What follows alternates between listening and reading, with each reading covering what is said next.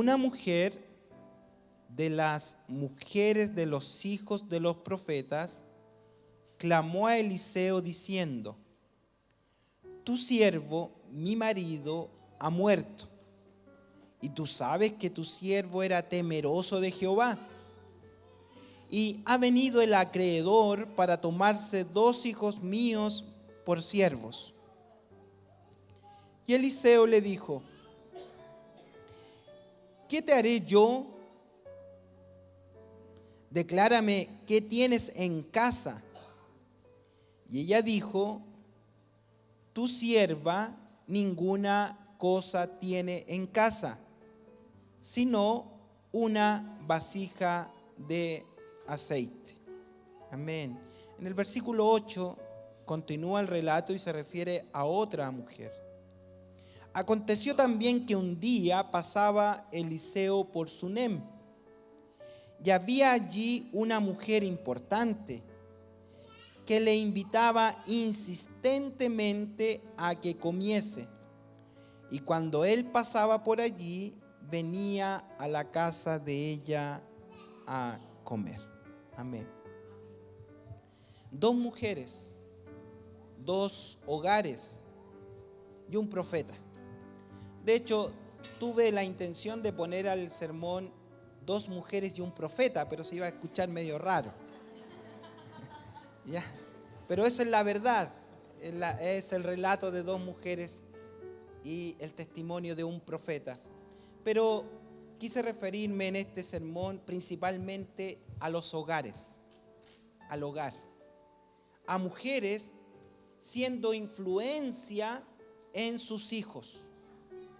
Y note que una de las mujeres es estéril y no tiene hijo. Entonces, como extraño ser influencia para un hijo que no existe. Y hay otra mujer que es una viuda. Y esto está en el contexto del ministerio del profeta Eliseo. Tendríamos que remontarnos muchos años atrás, en el tiempo en que Israel era gobernado por diferentes reyes. Tanto así que Israel estaba dividido en 2 naciones. Israel por un lado y otra fracción de Israel por otro. Eran un grupo de 10 tribus que estaba en un reino y un grupo de 2 tribus que estaba en el otro reino, y cada una tenía sus propios reyes. Pero era todo Israel. Dios no había planificado esta división. Esta división es a causa de la idolatría que permeó el corazón de un hombre brillante como fue Salomón.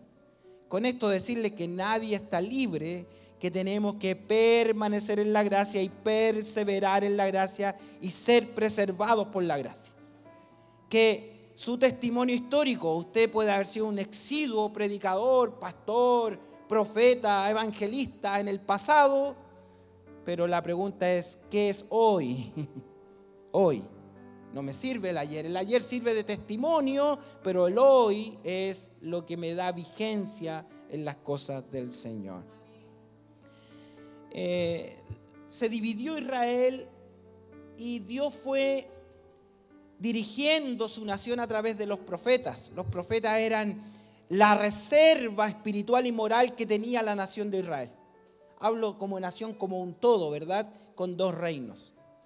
Ellos hacían lo malo, pecaban, entraban en idolatría, salían, y hay una serie de reyes. Por eso se llaman los 2 libros libros de los reyes. En el primer libro de Reyes encontramos la principal influencia de un gran profeta llamado Elías, el que por su oración cayó fuego del cielo, ¿se acuerdan? El que persiguió la idolatría, etc. Un hombre de fuego, un hombre rudo. Tanto así que se asemeja el carácter de Elías a Juan el Bautista. Y ahí vamos a encontrar la tipología. Elías, el profeta de fuego, es un tipo de Juan el Bautista que predican y llaman al pueblo al arrepentimiento. Luego de Elías, recuerdan ustedes que cuando Elías es arrebatado en un torbellino al cielo, él deja caer su manto. Ahí hay un tremendo mensaje con ese manto de autoridad, de ministerio. Y quien recibe ese manto de autoridad, de ministerio, es Eliseo. Y Eliseo tiene una característica totalmente contrapuesta, aunque tienen el mismo principio de la reserva espiritual y moral, es contrapuesto en la personalidad, porque Dios usa personalidades. No hay que imitar a otro. Yo no quiero ser como Billy Graham, porque nunca voy a ser Billy Graham. Yo quiero ser como yo, porque es la versión única que Dios hizo de mí. Tengo mi propia huella y Dios quiere utilizarme a mí como lo quiere utilizar a usted. Entonces, Eliseo asume esta función y Eliseo va a vivir los tiempos más oscuros de Israel. En cuanto a la política, en cuanto a la moral y en cuanto a lo espiritual, la nación entera está atravesando por los días más negros. Pero Eliseo va en su ministerio, y eso es lo que vamos a ver en unos dos versos. En su ministerio, él va a realizar milagros extraordinarios. Los milagros hechos por Dios a través de Elías fueron espectaculares. Fuego, lluvia, etcétera. O sea, fueron tener una nación sin alimento por causa, o sea, fue realmente, sus milagros fueron nacionales. Pero Eliseo va a trabajar en el alma, en el corazón de las personas. Va a acercarse a las personas y sus milagros tienen que ver con el corazón, tienen que ver con relación, tienen que ver cómo Dios viene por gracia ahora a interactuar en el alma de las personas más que en la nación entera, más que en el Estado en su conjunto, viene a trabajar en cada vida y cada vida es única y en cada vida Dios quiere actuar.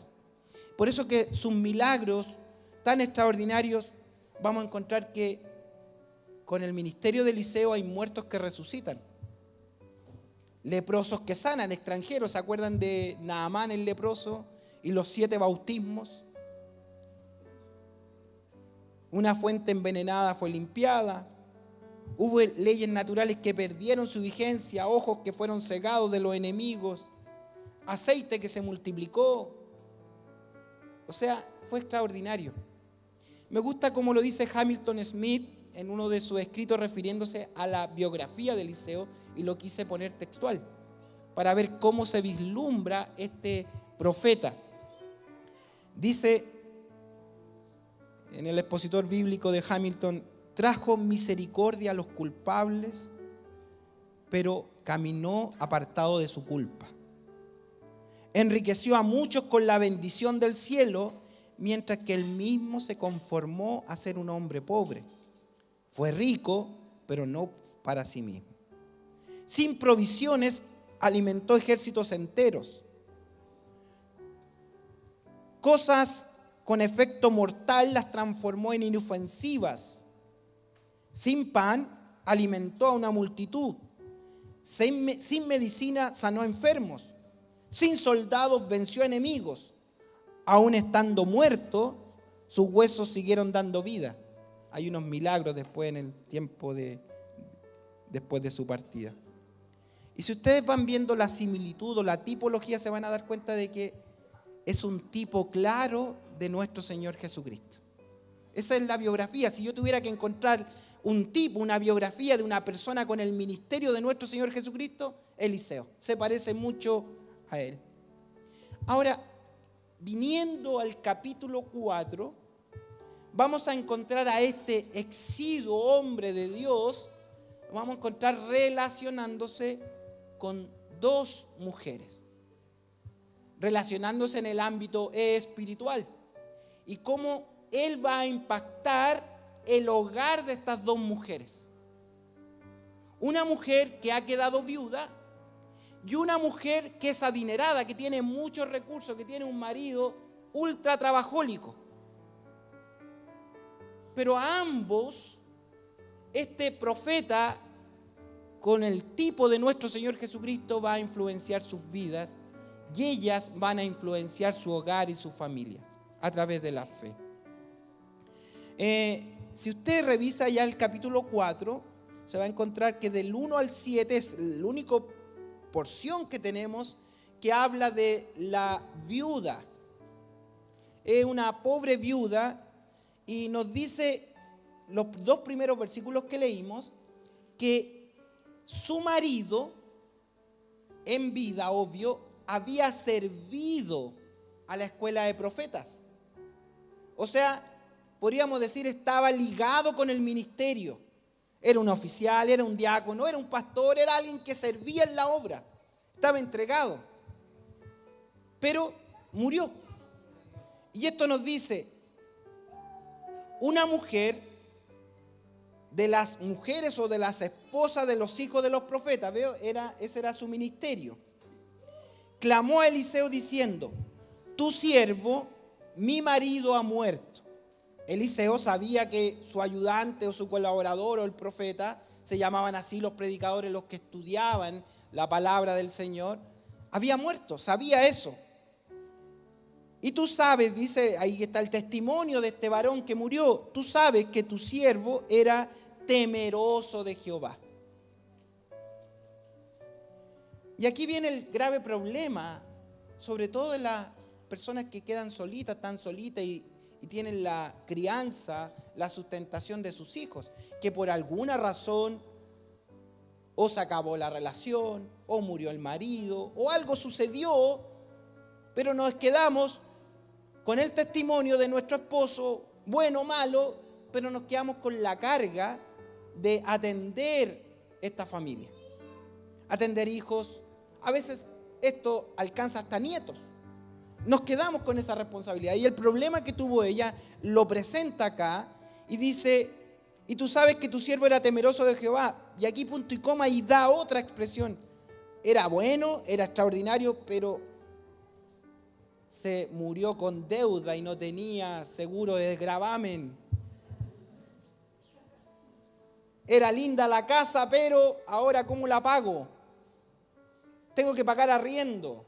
Tengo que pagar esto, tengo que pagar el colegio, lo útil, el uniforme, la comida, el internet, todo. ¿Y de dónde?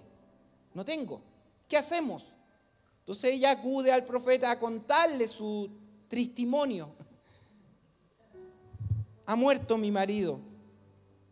Y noten aquí la indicación del profeta que es la primera perla que extraigo.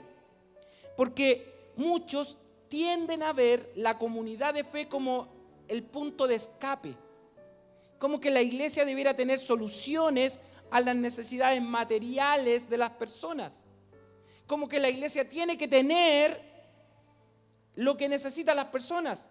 Y yo le aseguro, si la iglesia quisiera crecer en número, abramos las despensas, hagamos paquetes de mercadería, le aseguro que nos llenamos. No estoy diciendo que no hay que hacerlo, se hace. Pero si ese fuera el fin, un fin social del evangelio, nos llenaríamos. Pero fíjese lo que dice Eliseo. Oye, tus deudas, las deudas de tu marido, aunque él sirvió en la obra, no son mi problema, po. Yo estoy a cargo de la espiritualidad. Yo estoy a cargo de mostrarte la fe. Yo estoy a cargo de mostrarte el poder de Dios. Yo estoy a cargo de que nos unamos a adorar al Señor. La iglesia es para que nos reunamos y adoremos al Señor, cantemos, le demos gracias por su misericordia e impregnar a través de la palabra fe en su corazón para que usted pruebe a Dios, para que usted vea a Dios actuar en su vida y vea que Dios es real, no solo en la iglesia, porque a veces encontramos solución en la iglesia. Decimos, no, anda a la iglesia, allá Dios te va a abrir puertas, en la iglesia. Y aquí encontramos que las soluciones para esta mujer estaban en su casa, que la solución está ahí en su hogar, cualquiera sea su hogar, que sea pobre o sea abundante como la otra mujer. Había una mujer que lo tenía todo y una mujer que no tenía nada, pero en ambos hogares se desarrolló la influencia de la fe. ¿Qué dice Eliseo? ¿Qué haré yo? ¿Qué quieres que haga yo? ¿Que hagamos una colecta, que deje el ministerio y que vamos a reunir fondos? ¿Qué quieres que haga yo? Le está diciendo. Entonces le dice, mira, hagamos una cosa, dime qué hay en tu casa primero. ¿Qué hay en tu casa? Dime qué hay en tu casa, ¿qué tienes? ¿Hay algo en tu casa? ¿Quedó algo aparte de las deudas que tu marido te dejó? ¿Te dejó testimonio? ¿Te dejó fe? ¿Te dejó algo? ¿Tienes algo? ¿Hay una Biblia en tu casa? Pero seguro que hay algo en tu casa, hay 2 rodillas. Seguro que el Dios eterno hace su morada ahí en tu hogar. Que el Dios eterno no te quiere encontrar solo en el templo adorando, te quiere encontrar en la intimidad de tu hogar. Cuando estás sola, cuando estás solo, necesitado, usted tiene 2 rodillas, tiene un tiempo hermoso. ¿Qué hay en su casa? Y ella dijo, mira, lo único que hay en mi casa es una vasija de aceite. Yo no sé por qué se fue para allá la conversación, pero Dios va a aprovechar todo lo que usted tenga en su casa. Una vasija de aceite, y claramente aquí hay una tipología. La vasija en toda la escritura nos va a hablar del corazón, de lo que hay acá adentro, con aceite. El aceite es la presencia gloriosa del Espíritu Santo. Y le pregunta al Señor, bueno, ¿qué hay en tu casa? Bueno, en mi casa está el testimonio, yo creo en el Señor. No sé, por eso vengo a pedirte a ti, porque yo sé que el Señor hace, pero tú puedes orar, profeta. Dice, no. ¿Qué hay en tu casa? ¿Qué hay en tu casa? Entonces, lo que vemos acá es que el profeta está invitando a esta mujer a que ejerza la fe en su casa. Y esto me da paso al primer punto de esto. La fe en el hogar es intencional. No cae del cielo. Dios coloca en su corazón la fe, el aceite, a través del Espíritu Santo. Pero esa fe tiene que ponerse en movimiento. Tiene que ser intencionada. Tiene que haber intención de mover la fe. Y es al mover la fe, usted va a probar el poder maravilloso de Dios. Y además sus hijos van a ver este obrar. Y sus hijos tienen que ver esa influencia. ¿Qué hacemos? Mire lo que dice la palabra del Señor. Y ella dijo, tu sierva ninguna cosa tiene sino una vasija de aceite. ¿Qué le dijo el profeta? Ve, anda a tu casa. Anda a tu casa donde tú vives y pide para ti vasijas prestadas de todos tus vecinos. Y nota que sean vasijas vacías, no quiero vasijas con algo. Anda a pedirle a todos tus vecinos vasijas vacías, no pocas. Entra luego y enciérrate tú y tus hijos y echa en todas las vasijas. Y cuando una esté llena, ponla aparte. Note esto. Ella vino a buscar solución material donde el profeta. Un profeta que multiplicó panes, un profeta que alimentó ejércitos, podría haber dicho, bien, y ahí tiene, oremos, pan del cielo, ahí está tu paquete de mercadería. ¿Cuánto es la deuda? Hagamos una ofrenda, hermano, para la necesidad ahí. ¿Cuánto necesita? 1 millón, ya, yo me pongo con 100 y hacemos la colecta. Pero no ejercita la fe en el corazón de esa persona. No conoce a Dios y sus hijos tampoco lo ven. ¿Quién te ayudó? Los hermanos de la iglesia. Ah, qué buenas personas que son. Yo también hice lo mío acá en el sindicato y también me ayudaron y todos colaboramos. Pero no. La influencia se ejerce en el hogar mediante la fe. Imagínense este espectáculo. Ella llegó a la casa, le dijo, hijos, miren, ustedes están próximos. En ese tiempo los hijos se los llevaban esclavos y no pagaban la deuda. Ellos iban a trabajar de sirvientes. Dejaban el hogar de un hombre temeroso de Dios, lo iban a dejar y se iban a ir a trabajar como esclavos. ¿Por qué? Porque fueron vendidos porque no se pudo pagar la deuda. Y la mamá llega a casa y le dice, mira, estuve con el profeta. Y el profeta me dijo que lo único que tenemos que hacer ir a los vecinos a golpear y pedirles que nos pasen vasijas vacías, vasijas que no les sirvan. Traigan vasijas nomás. Y me imagino esos muchachos ir casa por casa golpeando, vecina, mi mamá necesita vasija. ¿Vasija? Sí, vasija. Todas las vasijas que tenga vacías me las presta, por favor, préstemelas. Y todos empezaron a hacer ese recorrido por el vecindario pidiendo vasijas. ¿Qué va a pasar aquí? Y se encerró con todas las vasijas que consiguieron, no pocas, o sea, muchas entonces. Imagínense una habitación llena de vasijas.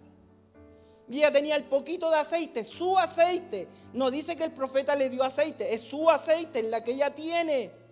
Y empezó tomó la vasija y empezó y se llenaba y el aceite no se menguaba.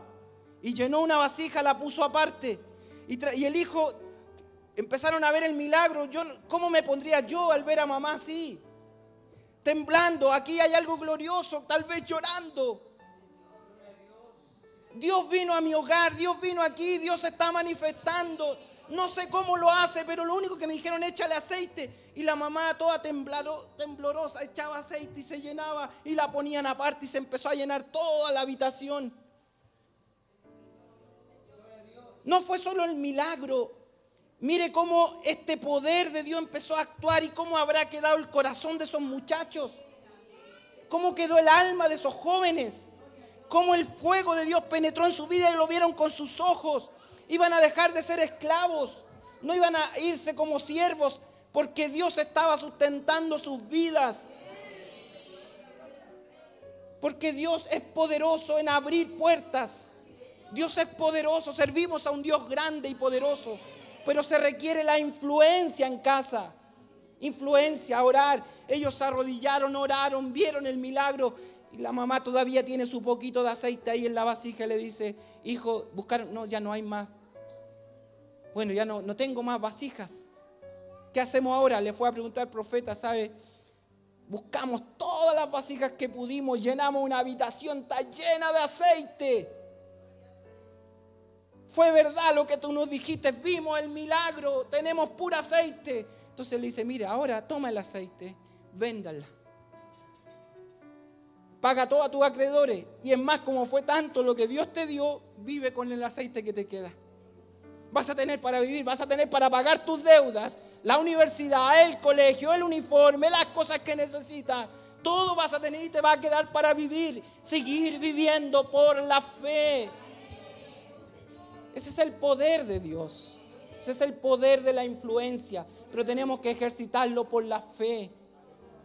Cuando no hay nada, tenemos que encerrarnos con nuestros hijos. Cuando estamos pasando una aflicción, que nuestros hijos nos vean orar, que nos vean clamar, que le digamos, mira hijo, no sé cómo va a pasar esto, pero Dios lo está haciendo. Es triste lo que hemos vivido, la enfermedad es trágica, pero Dios nos va a sacar de esta. Dios va a hacer, Dios lo va a hacer, Dios va a proveer, Dios lo va a hacer de alguna manera y de otra manera, y lo hemos visto. ¿Viste, hijo, que Dios lo hizo? ¿Viste cómo Dios abrió las puertas? ¿Viste cómo abrió la universidad? ¿Viste cómo te abrió una puerta laboral? ¿Viste cómo lo hizo? Dios está conmigo. No dejes de clamar al Señor, no dejes buscar al Señor, Él es poderoso. Ese es el Dios que yo sirvo. Mi vasija está con aceite y su aceite tiene que irla depositando en otros, en sus sobrinos, en sus nietos, en sus vecinos. Deposite aceite. Si le tocó vivir una tragedia, si le tocó vivir una divorcio, separación, está traumado, ¿qué van a hacer las madres de influencia? ¿Sembrar todas las raíces de amargura en esos corazones? No. Vaya y busque el poder de Dios y siembre en ese corazón, siembre en esa la palabra, la fe, la gloria del Señor, y verá cómo el Señor abre puertas de bendición. No deje de ser influencia. La influencia no solo está en la iglesia, está en su hogar, está en su casa, y usted tiene que ser influencia. Varones, mujeres, tenemos que ser influencia. Es la única manera de ver a Dios actuar en nuestra vida. Entonces la fe es intencional. Tiene que intencionar. No solo decir creo, sino moverse en acción. Moverse. Dios hará, Dios actuará. Dios puede proveer las necesidades materiales. Pero también Dios puede proveer necesidades espirituales, la vida, la nueva vida, la resurrección. Y el segundo testimonio que encuentro acá es justamente eso, con la otra mujer del capítulo 4. Y están los contrastes, y el escritor fue inspirado por el Espíritu y nos colocó los dos contrastes en un solo capítulo. Una mujer en esta condición que no tiene nada, que es viuda, pero tiene hijos. Pero al otro lado, en la vereda del frente, en Sunem, hay una mujer que es muy rica. Tiene haciendas, tiene trabajadores, tiene un marido muy esforzado, no es viuda, es casada, pero no tiene hijos. Lo tiene todo, pero no tiene la alegría. Y en ese tiempo es peor que en nuestros tiempos. La cultura castigaba moralmente a las mujeres que no podían concebir hijos, las estériles. Las estériles eran catalogadas como alejadas de Dios, que Dios no había abierto su vientre por algo. Entonces no digo que las consideraban malditas, pero eran miradas con recelo. Por alguna razón Dios no les dio el don de la maternidad. Entonces imaginen la frustración de tenerlo todo pero no tener familia. Es triste la situación.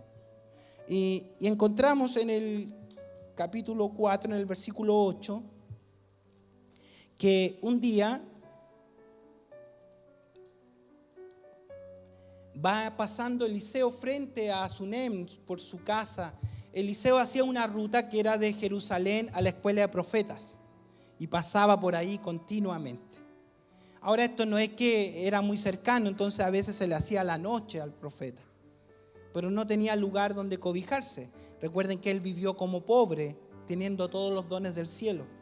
Entonces dice esta segunda mujer: aconteció también que un día pasaba Eliseo por Sunem y había allí una mujer importante. La importancia de ella eran sus riquezas, que le invitaba insistentemente a que comiese.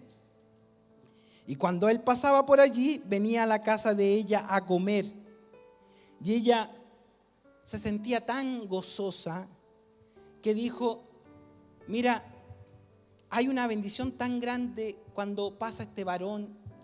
Cómo nos habla los testimonios, cómo nos habla de Dios, cómo nos habla la palabra, cómo que queda una atmósfera, una aura, póngale el nombre que quiera, pero algo pasa cuando Él pasa por nuestro hogar.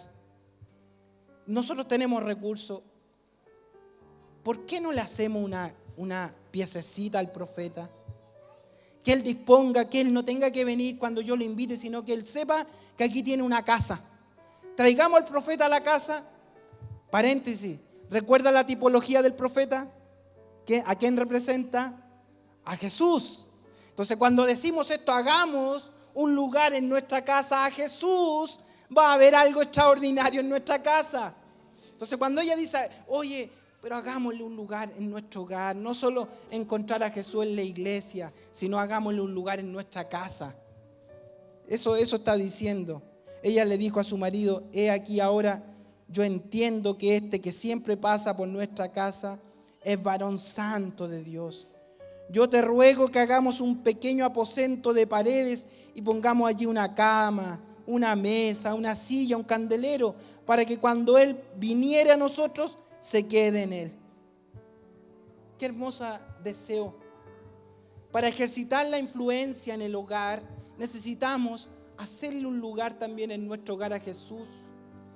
Sus hijos tienen que ver que Jesús habita en su casa, que Jesús tiene una cama en su casa, que tiene una linterna en su casa, que tiene luz, que tiene un lugar donde quedarse, que no va de visita, que no es el que llamamos en auxilio. Ay, Señor, término pentecostal, dice: cúbreme con tu sangre cuando está el terremoto, grado 7, ¿cierto?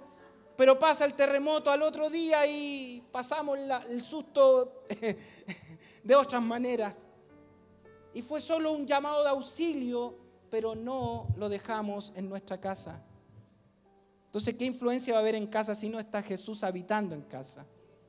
Y cuando Jesús está en casa, hay nueva vida. Hay nacimiento. ¿Cuántas mamitas? Este año dijimos que íbamos a trabajar con mujeres de influencia y este podría ser el sermón de introducción a ese ministerio. ¿Cuántas mamitas su hijo está lejos del Señor y sufren por eso? Quisieran que vengan al Señor, quisieran que haya nueva vida. Y el secreto en la palabra está: lleve a Jesús a vivir a su casa. Haga locura. Diga: este espacio es para el Señor, este sillón no me lo toquen, este sillón. Eso es medio animalista, ¿no? Es como raro, pero no quiero que lo lleve en un sentido físico, sino en un sentido espiritual. Un lugar para Jesús en nuestra casa. Y cuando va Eliseo a este hogar, él tiene tanta gratitud en su corazón por esta acogida que no haya que darle a la mujer, pues que le vamos a dar a una mujer que lo tiene todo. Entonces el profeta habla con su criado y le dice: Giesi, oye, ¿y qué podríamos darle a esta mujer que ha sido tan generosa con nosotros? ¿Qué podríamos darle? Y Jesse, que conoce el poder de Dios, ha estado al lado de Eliseo, le pone el tremendo problema. No le dice que necesita un carro nuevo, no le dice que necesita mercadería o un viaje de excursión, nada. Le dice, ¿sabes qué? La mujer lo tiene todo, pero es estéril, no tiene hijo. Y Eliseo inmediatamente le dice, llama a la mujer, que venga. Y llaman a la mujer a la habitación. Mira, ahora él es dueño de su habitación, ve, tiene un lugar donde él puede citar, está ubicado en el hogar, tiene propiedad en el hogar, por gusto que ellos mismos le abrieron el corazón, ¿vio?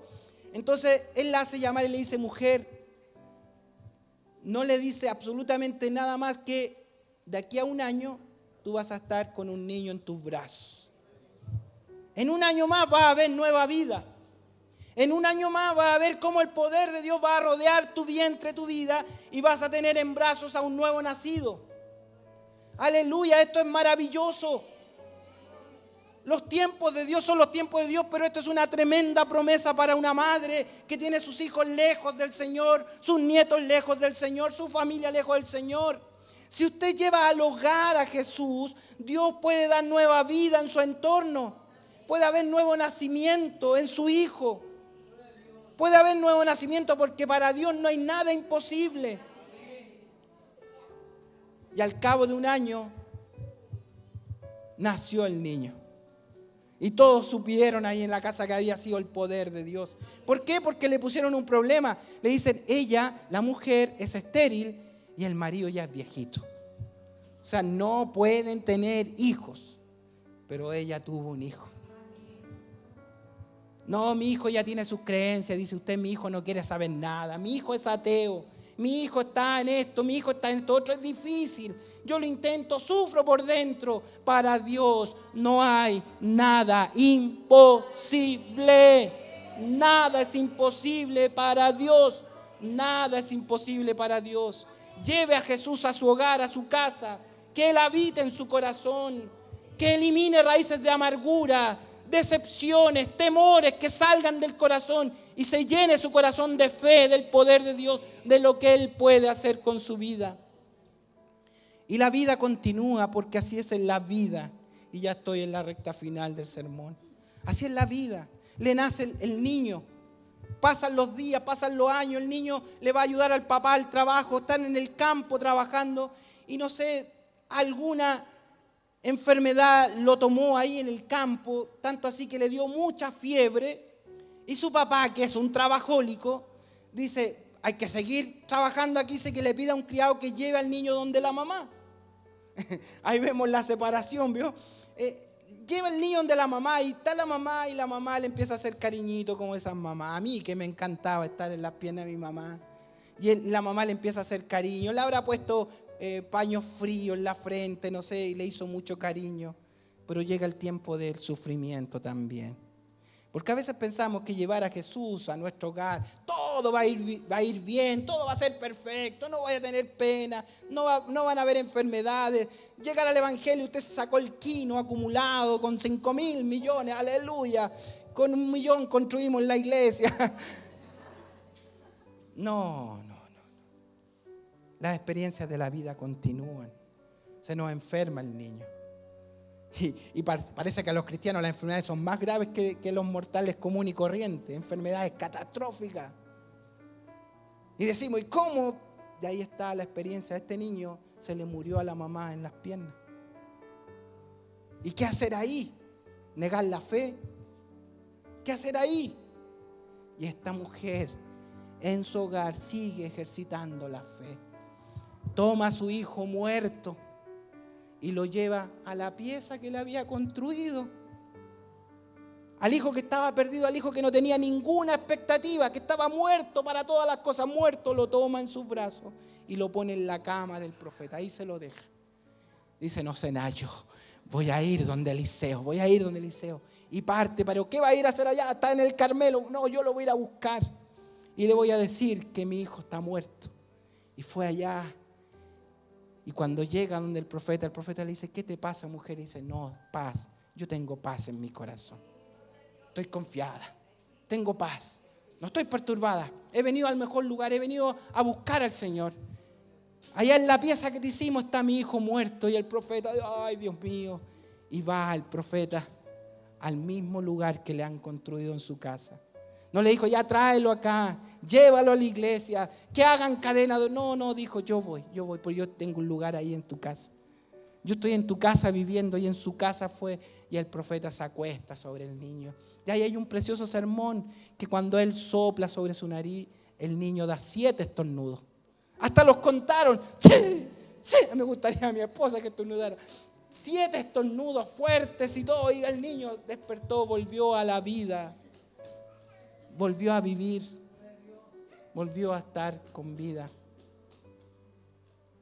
¿Se imaginan la influencia de eso? ¿Se imaginan la influencia? Yo era estéril, me dio un hijo y ahora me lo resucita, nace de nuevo. Eso se llama nuevo nacimiento. Tuvo un nacimiento natural, ahora necesita un nacimiento espiritual. El poder de Dios no tiene límites. ¿Cuáles son sus preocupaciones esta mañana, amados, amadas? ¿Dónde están sus expectativas o sus desesperanzas? Confíe en el poder del Señor. El Señor sigue actuando, sigue estando a nuestro lado. Hemos pasado la separación, la viudez, la necesidad, y nuestro corazón se llena de desesperanza. ¿Qué será? Yo hasta he escuchado personas, cristianos, decir, no, yo no quiero tener hijos, ¿para qué van a venir a sufrir a este mundo? Wow. Hay vasijas para depositar aceite. Hay corazones para influenciar. Le dieron sus hijos para influenciar en ellos positivamente y ver cómo Dios actúa. Cómo Dios va a hacer, cómo Dios lo hace. Y siguió la vida. Y el profeta le viene a decir a la mujer, ¿saben qué? Dejen todo esto abandonado porque Dios va a mandar hambre a esta nación. Así que váyanse de aquí. Y ellos se fueron, 7 años se fueron lejos. Dejaron todo. Cuando vuelven después de 7 años, han perdido la casa, los bienes y todo, y no tienen dónde vivir. Y el niñito ya es grande, un joven. Y viendo esto, Dios prometió en mi vida y nací. Me morí y resucité, decía el niño. Nos avisaron que iba a venir hambre y hemos sido cubiertos en tierra extranjera. Y ahí anduvimos siendo extranjeros, ahora volvimos a casa, no tenemos nada. Y la mamá va a la puerta del rey para reclamar su casa. Ella tiene título de propiedad, pero se la quitaron. Y esas causalidades de Dios le están contando al rey del niñito que había resucitado. Y justo golpean el palacio y le dicen, mira, justo viene la mujer que se le resucitó el hijo. Y el rey la conoce. Le dice, ¿este es tu hijo? Y el niño dice, sí, yo estuve muerto, me resucitó el Señor. El poder de Dios. ¡Wow! Es tremendo, tenemos que tenerte acá. Y le dice, oiga, devuélvanle todas las tierras a ellos. Que recuperen sus bienes. Porque el poder de Dios nos sigue actuando. Podemos pasar días difíciles. La economía se desestabiliza, los negocios fracasan.